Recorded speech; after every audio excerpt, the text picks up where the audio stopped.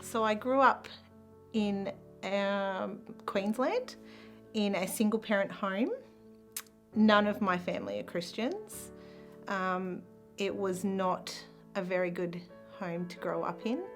There was a lot of abuse and some drugs and gambling addictions. When I was 18, I had to move out of home because for my own safety. And I moved in with my sister in Wagga. She'd met her husband and they had moved there. So I met Peter, and about 2 years later, we were going to visit his auntie who had just recently separated from her husband. We were checking in on her, and his auntie was a missionary and an evangelist and absolutely loved talking about God and Jesus.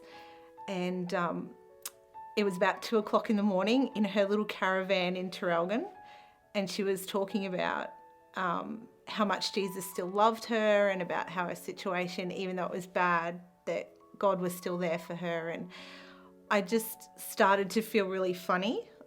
My hands started burning and I started to feel this funny feeling kind of in my chest. And it was the look on her face was kind of like, oh my gosh, I've got her. Because she's like, what's going on? And I told her, and she just kind of said, like, oh my gosh, that is the conviction of the Holy Spirit. Would you like me to pray for you? And I was kind of like, yes, please.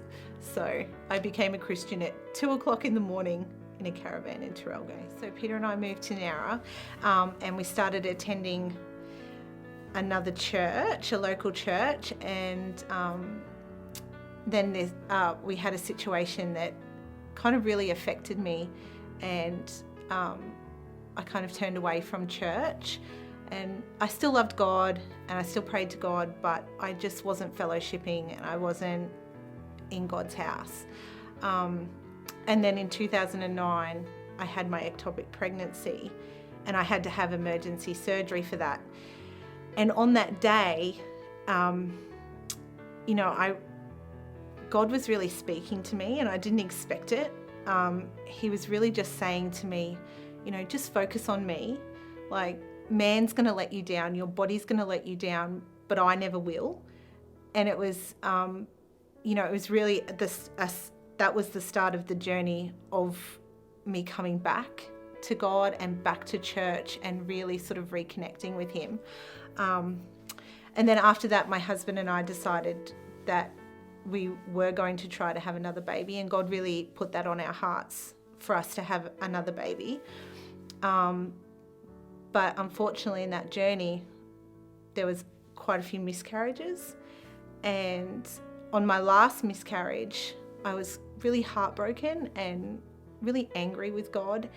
And I was telling him that I was really angry with him and sort of just letting it all pour out and just being so mean, I guess. And God was just really gracious in that moment. He was so beautiful.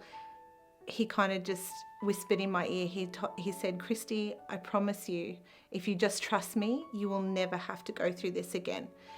And I did. I kind of got up and I said, okay. And I never experienced that again. We had a beautiful baby 9 months later, and her name means God's promise. And I guess I just really would encourage you or anybody to really just let God work in those moments.